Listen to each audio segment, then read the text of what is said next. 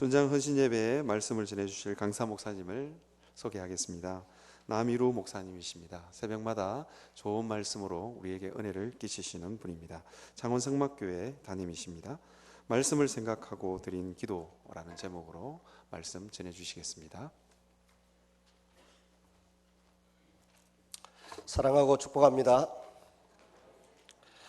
우리가 성도를 어떻게 바라보느냐에 따라서 그 사람의 신앙생활의 스타일이 달라지고 사람을 대하는 자세가 달라지고 또 이 교회 생활이 힘들기도 하고 신나고 즐겁기도 하고 그렇게 됩니다.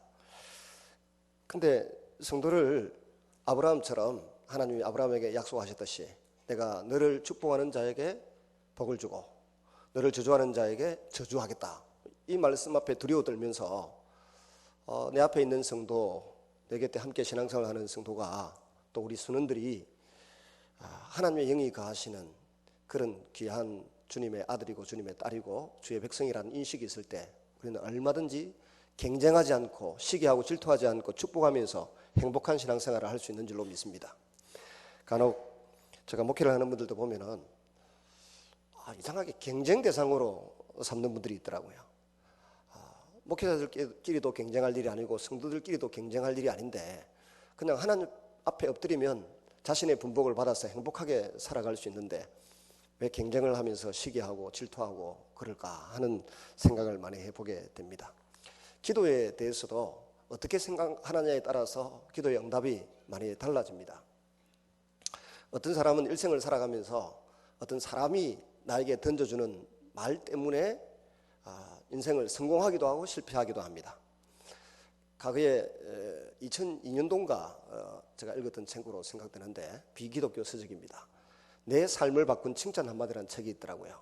거기에 보니까 국회의원도 지냈고 아주 연예계 대부 허무개그 시리즈 그 최불암 씨가 쓴 글이 있더라고요.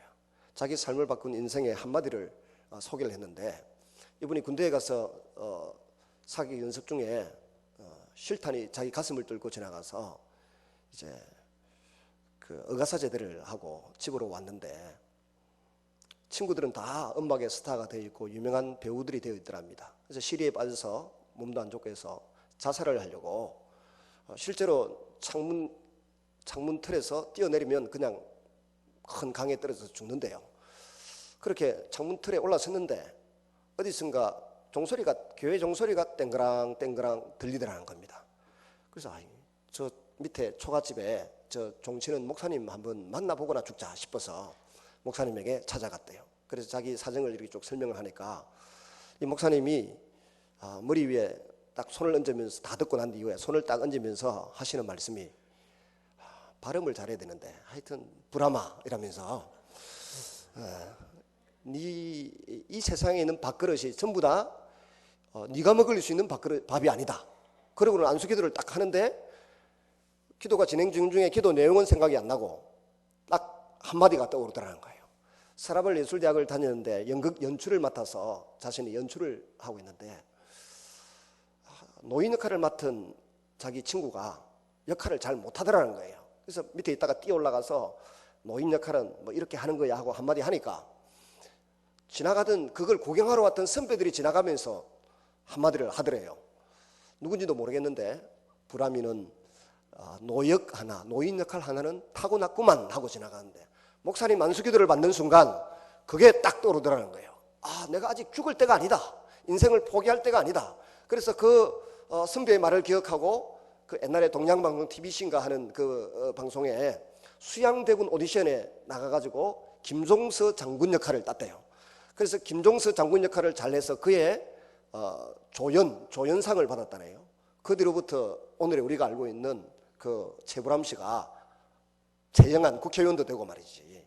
근데 얼마 전에 최진실 씨가 스스로 목숨을 끊었을 때 최진실 씨가 고등학교 때부터 그 목사님 집에서 밥 얻어먹으면서 살았던 사람이거든. 근데 그 자살을 했다고요. 그러니까 진실이가 잘못했어 이러더라고요. 제가 사돈 넌말 하고 있네 속으로 이제 그랬습니다. 근데 이렇게 다른 사람이 해준 말 한마디를 가슴에 품고 인생을 성공한 분들이 참 많더라고요. 그런 사람 21명이 그 글을 썼어요. 내 삶을 바꾼 칭찬 한마디라는 책입니다. 애기들 키우는 분들도 한번 읽어보시면 도움이 될 것 같아요. 야간 그런 자기의 장점과 인생의 귀한 부분들을 칭찬해주는 말을 붙들고 낙심이 찾아오거나 절망이 찾아올 때 포기하지 않고 열심히 살았던 사람들이 다 오늘날 이 시대에 그래도 두각을 나타내고 자기 분야에서 최고의 자리에서 역량을 발휘하고 있는 모습들을 볼 수가 있습니다. 근데 우리 하나님의 자녀들은 그런 사람이 해주는 말도 때로는 도움이 되겠지만 그보다 하나님 말씀을 붙들고 묵상하고 그걸 의지하고 기도하며 살아야 될 줄로 믿습니다. 근데 교회 내에서 보면은 수많은 연약한 분들이 있습니다. 잠 못 자고 밤맛 없다 그러고 남편은 평생 원수고 아들은 또 무거운 짐이고 저것들만 없으면 내가 헐헐 어디로 갈 낀데 저것들 때문에 가지도 못한다 이렇게 말하는 분들이 종종 있습니다. 근데 그런 분들에게 이야기를 들어보면 어릴 때 아니면 갓 결혼했을 때 시금치 식구들이 한마디 한 글을 입술에 3초 이렇게 가슴에 30년 동안 기억이 되어 있는 거예요. 그래서 우울증 걸리고 스트레스 받아서 디스크 오고 허리 디스크 오고 갑상선 걸리고 대부분이 그런 거예요. 그래서 한번 따라하겠습니다. 입술에 3초가 가슴에 30년. 저도 종종 아내한테 한 번씩 당합니다. 얼마 전에도 자다가 말고 소리를 빽빽 질러서 하더라고. 잠꼬대를. 그렇게 일어나서 왜 그러는데 하니까 왜 꿈속에 나를 그렇게 뭐라 하는데 그러고 지나갔어요. 꿈도 아닌데 또 한 번 소리를 빽 지르더라고요. 제 아내가 참 착하고 조순하고 천하태평같이 평안하게 생겼습니다. 목사님 사모님 같이 안 생겼어요. 그냥 아주 기한되게 잘생겼습니다. 근데 소리를 지르는 거 보니까 저는 요새 완전 성자가 됐는데 과거의 짐승 같은 제 모습을 딱 아내가 보이더라고. 그래서 제가 왜 그러는데 하니까 내가 당신한테 복수하려고 지금까지 버티고 살았는데 이제 나이가 이만큼 됐으니까 내가 이제 대신 소리 지를 때가 안 됐나 이러더라고요. 참네. 그래서 과거에 어떤 제가 했던 말들을 기억하고 있다가 그대로 딱 하더라고요. 그 입술에 3초가 가슴에 30년이라. 시댁에서 시아버지가 시어머니가 했던 말들 다 기억하는 거예요. 제 아내가 그렇다는 게 아니고 제가 여러 여성 노인들 만나서 제가 여러 교회를 가보니까 다 그렇더라고. 앞에 턱선대 물어보면 그래. 제발 용서하세요. 용서를 하고 나면 순간적으로 안 보이던 눈도 보이고요. 갑상선이 그 자리에 치료되고요. 희한한 일들을 많이 봤어요. 그러니까 기도 응답을 받으려고 하면 첫째는 용서를 해야 됩니다. 시금치들을 그 다음에 시랜드인가 시월드인가 하는 거 있잖아요. 그 사람들을 용서를 해야 내 마음에 평안이 찾아오고 하나님과 나와의 관계 속에서 올바른 게 맺어져 가지고 기도 응답이 팡팡 됩니다. 기도 응답 못 받는 분들은 참 불행하죠. 근데 예수님께서 기도 응답의 약속을 몇 번 하셨죠? 여러 번 하신데 그 중에 몇 가지 우리가 얼핏 기억해도 요한복음 15장 7절에 너희가 내 안에 내 말이 너희 안에 거하면 무엇이든지 원하는 대로 구하라 그리하면 이루리라 그랬잖아요. 하나님의 말씀을 마음에 품고 기도하면 응답해 주신다고 말씀하셨습니다. 그리고 또 요한복음 16장 24절인가요? 14장 26절인지 하도 많이 외우고 있으니까 성경구절 헷갈립니다. 이제는 너희가 지금까지는 내 이름으로 아무것도 구하지 아니하였으나 구하라 그리하면 받으리니 너희 기쁨이 충만하리라. 예수님 이름으로 기도하라. 또 합심해서 기도하라 그러고 그럴 때 기도의 응답이 속히 된다. 또 금식하고 기도하면은 응답이 속히 된다. 이런 말씀들이 이사야 58장인가 9장인가도 있잖아요. 그런데 하나님의 말씀을 붙들고 기도할 때 하나님께서 우리를 인격의 DNA를 바꾸어 주세요. 성품이 바뀌고 말이 바뀌고 생각이 바뀌고 행동이 바뀌는 그런 역사가 나타나게 되는 줄로 믿습니다. 오늘 본문의 중경들은 사가랴와 엘리사벳은 적어도 한국 사회로 치면 1%에 들만한 스펙을 가지고 있어요. 이렇습니다. 요즘 젊은이들이 참 한국의 젊은이들이 불쌍하게도 얼마나 스펙 쌓기에 열을 올리고 있습니까? 제가 과거에 옆에 있던 교회에서 섬길 때 한 번은 중고등부를 사역을 하는데 한 1년 만에 그냥 한 70명, 220명, 40명이 모였어요. 너무 잘 되니까 어떤 분이 그 주일학교도 그리 좀 부흥시켜봐라. 주일학교를 하고 있으니까 또 이따가 대학부도 같이 해봐라. 그래서 대학부도 같이 좀 해봤는데 대학부에 가서 보니까 나는 그저도 총구석에 태어나서 부산대학만 들어가도 할배하고 우리 목사님처럼 경북대 국문학과 같으면 옛날에 연고대 법대나 국문학과 수준이랑 똑같아요. 옛날에 우리 그 뭐 살던 가난한 시절에는 국립대학이 그렇다고요. 제가 이 밥을 아침마다 넣어먹어서 좀 우리 목사님을 근데 사실이 그렇다고요. 근데 제가 있던 그 교회 대학부는 한때 서울대 연고대 출신만 한 200명 있던 교회예요. 근데 제가 갔을 때도 서울대학 출신들이 한 50명 가까이 있는 중에 대부분인데 이 아이들이 전부 학과 공부 열심히 안 하고 전부 행정고시, 사법고시, 자기 그 전공 과목하고는 상관없는 공부를 하고 있더라고요. 왜 그러냐 그러니까 서울대 다니는 애들이 열등감이 많더라고요. 제가 그걸 보고 깜짝 놀랐습니다. 그러면서 서울대 다니는 아이들도 열등감이 많아서 그렇게 스펙 쌓기에 최선을 다하고 노력을 해야 되는 우리 이 각박한 어찌 보면 살기 좋은 나라 대한민국에 어디 나가보면 우리나라만큼 살기 좋은 데가 없습니다. 근데 그렇게 노력을 해야만 되는 것이에요. 거기에 비해서 오늘 본문에 등장한 5절 6절에 나오는 사가랴와 엘리사벳은 스펙이 1%에 들어가는 사람이에요. 물론 그 시대에 제사장은 로마 제국에서 임명했습니다. 대제사장은. 일반 제사장들은 어떻게 했는지 모르겠습니다만은 하여튼 거기에 제사장 집안에 세리도 있고 창기도 있고 뭐 많은데 이 제사장 집안은 적어도 먹는 문제 가지고 고민하고 걱정할 이유가 하나 없어요. 성경을 공부하고 이해하는데도 많은 말씀을 공부하는 사람 주변에 있기 때문에 기도를 배우는데도 하자가 없는 믿음의 명문 가정입니다. 가문이에요. 그런데 말이죠. 여기 보니까 주의 규례와 법도를 행하는 데 있어서 한 점 흠이 없다 그랬습니다. 부끄러움이 없어요. 부족함이 없습니다. 하나님 말씀을 정확하게 제대로 알고 있다는 이야기입니다. 그리고 아는 것에서 그치지 않고 그 말씀대로 행하는데 흠이 없다 그랬습니다. 말씀대로 산다는 거예요. 성경 말씀대로. 그래서 사람들이 말하기를 저 사람들은 의인이다 이렇게 평가를 했어요. 우리나라 1%에 들어가는 귀한 분들을 놓고 우리가 의인이라고 하는 나라가 아니잖아요. 전부 다 권력을 가져도 우리가 안 믿고 돈을 많이 가져도 안 믿고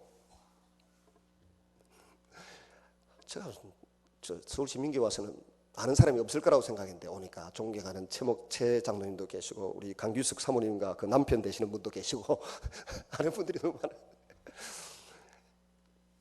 1% 안에 들어가는 귀한 분들인데 우리나라에는 1% 안에 들어가면 오히려 비난하고 욕을 듣고 그래요. 노블레스, 오블레제 이런 걸 실천을 안 해가지고 뭐 자기들 것만 끌어모으고 세습하고 막 이러는 바람에 종교인들도 존경을 못 받고 정치인들도 존경 못 받고 재벌들도 존경을 못 받고 그러는데 여기 이스라엘 백성들의 이 제사장과 제사장 가문의 이 두 부부는 모든 사람들에게 평가받기를 의인이라고 평가를 받았으니까 평판도 너무 좋다는 것입니다.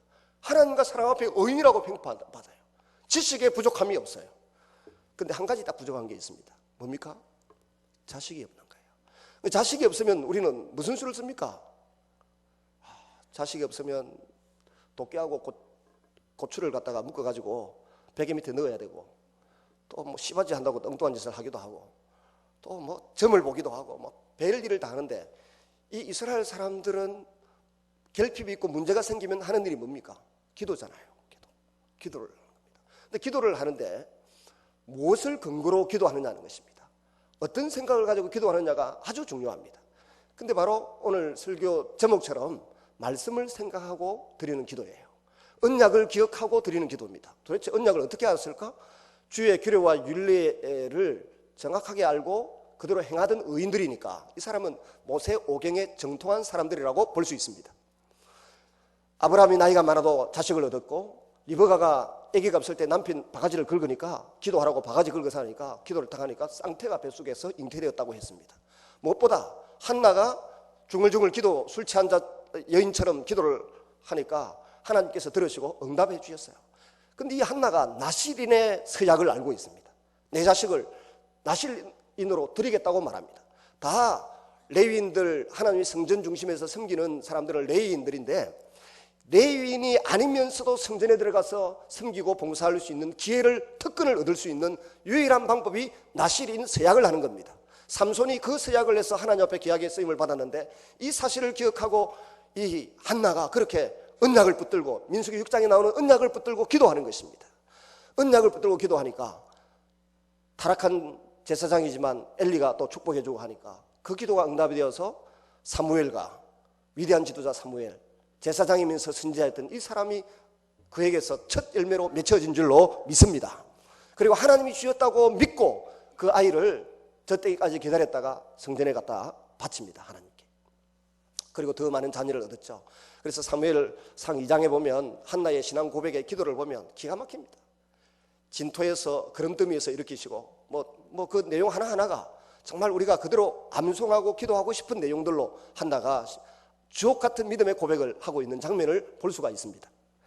야간 이런 사실을 충분히 알고 있던 사가랴와 엘리사벳이 말씀을 붙들고 기도했을 것이라고 하는 것은 미루어 쉽게 짐작할 수 있는 일입니다. 문제는 그렇게 기도해놓고 오늘 본문에 보니까 분향하는 그 자기가 성전에 그 성소에서 분향하는 차례가 되어서 향을 피우고 기도하고 있는데 옆에 천사 가브리엘이 와서 섰던 것입니다. 깜짝 놀랐죠. 여기는 지금 자기 외에는 아무도 들어올 수 없는데 천사가 와서 서 있으니까 이건 틀림없이 하나님 보낸 사자다라고 하는 그런 확신과 두려움이 임해서 두려워 떨고 있는데 네가 기도한 것을 하나님이 들었다.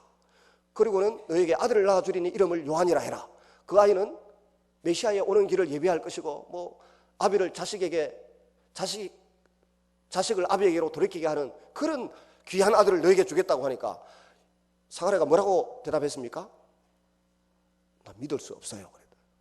기도는 실컷 해놓고 하나님이 응답을 갖다 주니까 믿을 수 없어요 라고 말했습니다.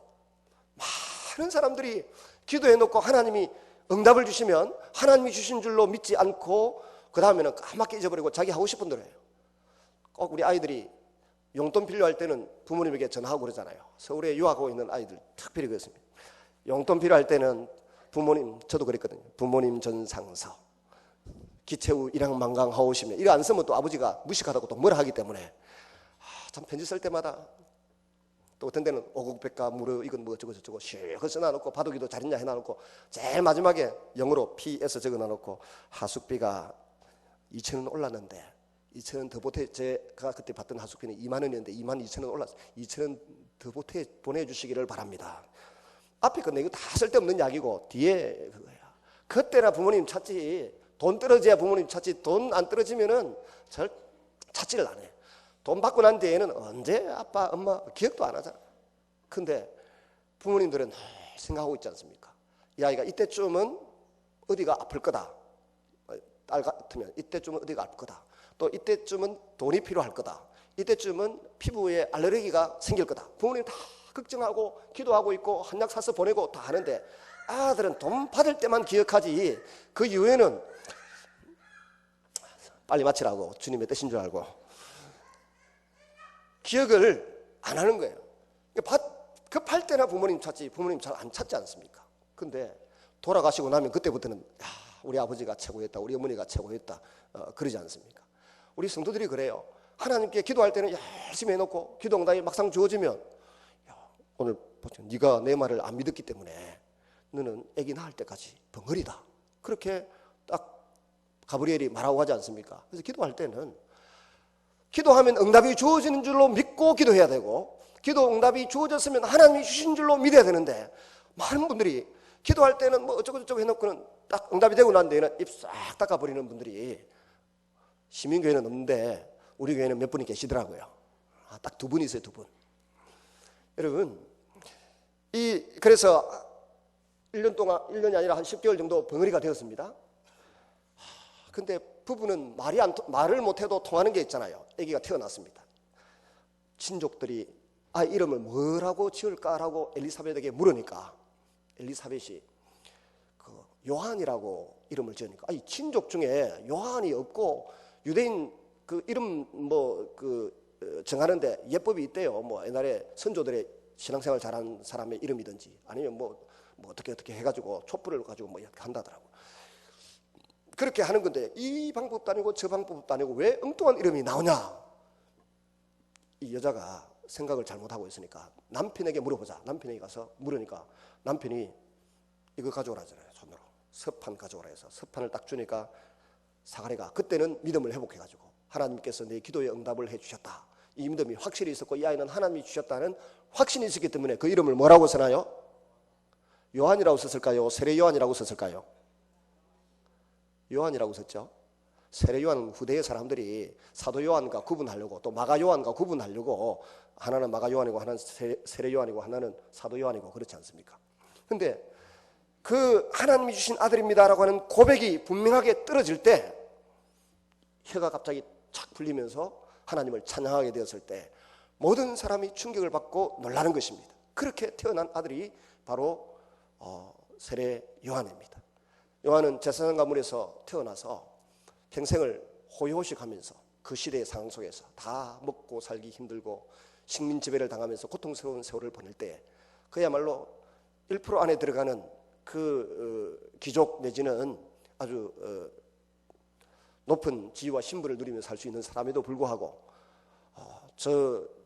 사해 사막에 어디 에스네파들 있는 곳에 가서 수련을 쌓다가 약태트롯 입고 메뚜기 석청 먹고 나와가지고는 뭐라 그랬습니까? 회개하라 천국이 가까웠느니라.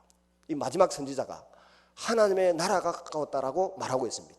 제가 월요일부터 계속해서 기관총을 쏘아대면서 또 따발총을 쏘아대면서 빨리 나가는 중에도 뭐 알아들은 분이 제법 있는 것 같더라고요. 엘리베이터나 길에서 만나서 하시는 말씀을 보니까 한번 해보겠습니다. 제사장 나라 5가지. 첫째, 유월절 어린, 손을 한번 올려보시죠. 새벽에 안 나오시는 분은 안 올리셔도 됩니다. 첫째, 유월절 어린 양으로 시작된 나라, 하나님의 용서가 있는 나라, 이웃과 이웃 사이에 거룩과 나눔이 있는 나라, 민족과 민족 사이에 평화가 있는 나라, 장자와 성전으로 이끄는 나라. 장자는 레위인을 가리키죠. 6월절 절기 때에 살아남은 장자 숫자만큼 레위인을 하나님이 자기 소유로 삼으셨지 않습니까? 대표로. 그래서 레위인과 성전으로 이끄는 나라. 그래서 48개 성읍에서 레위인들이 흩어져 가지고 성경을 가르치고 율법을 잘 가르쳐서 말씀대로 살면 평안한데, 이 말씀대로 살면서 하나님을 왕으로 모시고 주인으로 모시고 살아야 되는데 깨가 나가지고 왕을 세워달라고 했더니 왕들이 500년 동안에 41~2명의 왕들이 말씀대로 살지 않았어요. 신명기 17장 14절에서 21절의 말씀대로 살지 않아서 드디어 바벨론 포로 생활을 70년 하는 일들이 일어납니다. 그리고 70년이 끝났을 때 하나님께서 그 느부갓네살이 가져갔던 5,400개의 금은 그 기명들 보물들을 가지고 기루스 황제가 페르시아에서 바벨론을 멸망시키고 난 이후에 기루스 고레스 2세가 가지고 돌아가라 그러잖아요. 그 가지고 돌아가라고 하는 말이 우리는 쉽게 지나갔는데, 제가 조병호 박사님이 저보고 동업자라 그러는데, 원래는 제가 제자인데 좀 열심히 따라다녔더니 이제는 동업자라 그러더라고. 그러다가 작년까지는 동업자라 그러더니 올 1월 2일 날은 저보고 친구라 그러더라고요. 제가 많이 크고 있습니다. 예수님이 우리를 친구라고 불러주셨으니까 얼마나 황송합니까? 근데 이 조 박사님이 이런 이야기를 해요. 그 이야기를 들으면서 정말 성경을 보는 눈이 탁월하다 이런 생각을 했는데요. 우리나라에 그 어디입니까? 그 청와대 정무수석이 쓰면 거기에 대한 역사 자료는 사대문 안에 있는 내 규장각에 보관을 했어요. 근데 그 의전수석이 쓴 글이 있다 그러면 그거는 왕의 행차에 대해서 기록한 일지 같은 것인데, 강화도에 있는 외 규장각에다가 잘 보관을 해놨어요. 근데 그거를 말이죠, 프랑스 군대가 와서 다 불질러 보고 297건을 파리로 가져가서 자기들이 보관하고 있었습니다. 제가 어릴 때에 그것 중에 2건인가를 받아오는데 프랑스의 그걸 보관하고 있던 도서를 보관하고 있던 그 젊은 여자 사서가 안 주려고 울면서 버티다가 마지막 순간에 그 정상끼리 회담해가 주는 건데 2건 주는 것 빌려주는 것도 안 주려고 울다가 빌려준다 그러면서 프랑스 사람들의 이 역사의식이 뭐 어떻다 하고 신문 기사를 읽은 적이 있어요. 근데 그 뒤에 미테랑 대통령이 또 뭐 돌려준다 만다 하다가 20년 뒤에 우리가 떼제베 열차 그 사주는 조건으로 사르코지가 나머지 걸 다 돌려줬어요. 제가 볼 때 왕이 행차를 이렇게 했다 어디 갔다 그게 뭐 중요한 보물이라고. 우리가 아니라 저도 별로 보물로 생각 안 하는데 프랑스 사람들은 훔쳐가 놓고 이 인간들이 그걸 보물이라고 안 돌려주려고 그렇게 애를 쓰는 거예요. 근데 고레스 황제는 종이도 아니고 검, 은 기명으로 된 성전의 보물 5,400개를 정확하게 세워가지고 다 돌려줬다는 것입니다. 그리고 돌려준 것이 바로 예루살렘의 경제를 부흥시키고 그래서 세금 많이 거둬들이기 위한 탁월한 지능과 경영 전략이라는 거예요. 그리고 거기에 다니엘이 조언을 했을 거다. 그리고 요즘 밝혀지는 것이 이 키루스 2세가 플라톤, 소크라테스, 아리스토텔레스에 뒤지지 않는 교육 철학가래요. 그래서 그 아주 문서들이 요새 TV에 EBS 같은 걸 제가 자주 보고 있는데 인문학 공부를 하느라고 보고 있으면은 이 키루스 황제에 대해서 8분인가 아마 다큐멘터리로 이렇게 소개를 하더라고요. 상당한 그 이슬람권에 있어서 알려져 있지 않았지만 요즘 드러난 데 보니까 이 철학가이고 훌륭한 분이더군요. 그러니까 이 사람이 그거를 다 돌려줘서 그 성전 기명을 5,400점을 데리고 가지고 돌아온 사람들이 나중에 성전을 세우고 완공하지 않습니까? 그게 돌아왔어요. 그런 일들이 이루어지면서 왕의 자리는 회복하지 못하고 나라의 국권도 회복하지 못하는데 제사장 나라는 끊임없이 그대로 유지되고 있는 이스라엘의 역사를 볼 수 있어요. 그리고 한번 따라하겠습니다. 457 하토장 457 있잖아요. 그때 에스라가 1,800명을 데리고 돌아왔어요. 2차 1차는 536년에 스룹바벨과 요수아 대제사장이 약 5만 명 4, 5만 명을 데리고 들어갔고요. 536년에 그 다음에 에스라는 457년에 18,000명을 데리고 들어갔어요. 그 다음에 느헤미야는 4만 명을 데리고 3차 포로 귀환을 했습니다. 그리고 그 10년 뒤쯤 말라기서가 기록되었고 400년 중간기가 있었고 세례요한이 떡 나타나는데 세상에 제사장 나라를 완성해야 된다는 둥 말씀 율법대로 살아야 된다는 둥 이런 말은 한마디도 안 하고 딱 하는 말이 회개하시오 천국이 가까웠습니다. 하나님 나라가 가까웠습니다. 그렇게 했습니다. 그리고 예수님이 오셔서 때가 찼다 하나님 나라가 가까웠다고 비로소 외치기 시작합니다. 그래서 제사장 나라가 이제 끝이 나고 예수님이 오셔서 하나님의 나라가 시작되는 장면을 볼 수 있습니다. 그러면 하나님 나라는 뭐냐? 첫째, 하나님의 어린 양으로 시작되는 나라. 세례 요한이 예수님 보고 저 봐봐라. 세상 죄를 지고 가는 하나님의 어린 양을 보라 그랬잖아요. 예수님 즉 하나님의 어린 양으로 시작되는 나라가 하나님의 나라인 줄로 믿습니다. 두 번째는 하나님을 아버지로 부르는 나라라 그랬어요. 하나님을 아버지라고 부른다고 해서 유대인들이 예수님 신성 모독죄로 죽이려고 했지 않습니까? 그런데 우리에게도 이제는 부활하신 이후에 내 아버지 곧 너희 아버지라고 하나님이 저와 여러분의 아버지가 되신 줄로 믿습니다. 아버지가 얼마나 좋은 분인지 모릅니다. 부인들하고 아들이 있어야 하는데 애들은 말이야 엄마 알기는 하늘같이 하는데 아빠 알기는 뒷방 늙은이 취급하고 서럽게 참 많이 하잖아요. 문자도 자기들끼리 주고받고 말이야. 아빠는 고기 한번 내밀라 하면 고기 치우라 그러고 무슨 이야기하면 입 딱 다물고 자기들끼리만 소소곤 이야기하고 안방에서 들어도 대충 들려. 그래 뭐 말하면 이렇게 너희 아빠는 기도 참 밝다 그러고 서러봤어요. 근데 아버지는 말이죠. 제가 우리 아버지가 참 무서웠어요. 그래서 말이 빨라진 이유가 뭔가 아버지가 무서워서 빨리 말하고 도망가야 한 대 안 맞거나 호통이 안 떨어지기 때문에 빨리 말씀드리고 빨리 딴 데로 피신해야 돼요. 근데 아버지가 돌아가시기 전에 몇 년 전부터 어떤 우리 그 산이 있고 산 옆에 큰 그 이시문중 큰 묘지가 있어요. 거기에 문중 어른들을 찾아가가지고 무릎 꿇고 빌고 절을 하고 술을 사주고 밥을 쓰고 제가 전도에 우리 아버지가 집사님이 되셨거든. 근데 막 그렇게 하면서 그 무덤가에다가 도로를 내놨더라고. 나 이제 곧 돌아가실 분이 뭐하러 그런 줄 알았더니 나중에 보니까 저보고 돌아가시기 한 달 전에 뭐라고 하시는가 하면 저게 이제 땅값이 좀 올라갔는데 저거 팔아가지고 너희들 사람들은 지장이 없을 거다 이런 말씀하시더라고. 제가 뒤통수를 한 대 맞는 줄 알았어요. 그 땅값 올려가지고 자식들에게 물려줄 기라고 그 할아버지가 70이 넘은 할아버지가 그제 하층면에 있는 이시문중에 가서 무릎 꿇고 빌고 길을 내게 그래가지고 그 정성에 감동해가지고 그 문중 묘가 제가 얼핏 짐작해도 거기가 우리 초등학교 중학교 애들이 소풍 가고 다 놀던 데니까 얼마나 큰 묘지예요. 그 가장자리에다가 시멘트 도로를 쫙 내놨더라고. 그래놓고 우리가 먹고 살도록 만들어 놓고 가신 거예요. 목회를 안 해도 먹고 살 수 있도록. 한동안 제가 좀 헷갈렸다니까요.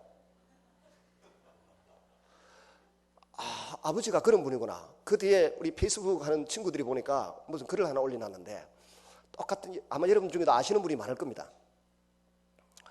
뭐 정확하게 제가 기억은 못하지만 스토리는 이런 거예요.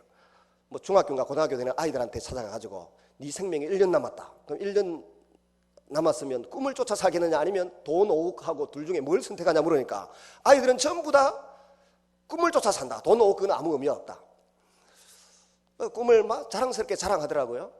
좀 있으니까 그 아이들 아버지한테 찾아간 거예요. 아버지한테 찾아간, 당신 생명이 1년 남았는데 꿈을 쫓아갈 것이냐 돈 5억을 쫓아갈 것이냐 물으니까 한결같이 전부 다 꿈은 다 포기하고 내 아내와 내 자식들을 위해서 돈 5억을 선택하고 나는 장렬하게 전투하겠다 이러는 거예요. 그러니까 그거를 또 아이들한테 보여주더라고. 애들이 전부 다 눈물바다예요. 저는 안 웁니까? 남편들이 다 그렇게 살고 있는데. 그렇잖아요. 어쩌든지 처자식을 미기 살리기 위해서 우리 아빠들이, 남편들이 얼마나 애를 쓰고, 그죠, 김주희 목사님? 근데 구박하고 그러잖아요, 아내가. 참, 우리 참 아버지들 서러워요. 이 좋은 아버지가, 이 참 좋은 아버지가 말이죠. 우리 인간 아버지는 능력도 부족하고 지식도 부족하고 약속도 잘 못 지키잖아요.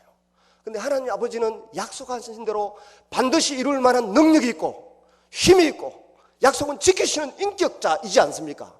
이분이 예수님 때문에 우리 아버지가 되어주신 나라가 하나님의 나라인 줄로 믿으시기를 바랍니다. 그리고 세 번째는 십자가로 완성된 나라예요. 그리고 한 영혼을 받겠네. 세 번째가 한 영혼을 온 천하보다 귀히 여기는, 소중히 여기는 나라. 네 번째가 십자가로 완성된 나라. 다섯 번째가 제자와 교회로 이끄는 나라, 하나님의 나라라는 것입니다. 이 하나님 나라를 우리가 살 수 있도록 이때 태어난 세례 요한이 먼저 예수님 오시기 6개월 전부터 나서서 회개하라, 천국이 가까웠느니라, 하나님 나라가 가까웠느니라고 외치는 그런 의미 있는 인생이 태어나게 된 것입니다. 말씀을 맺으면 시간이 보니까 58분이 다 됐네요.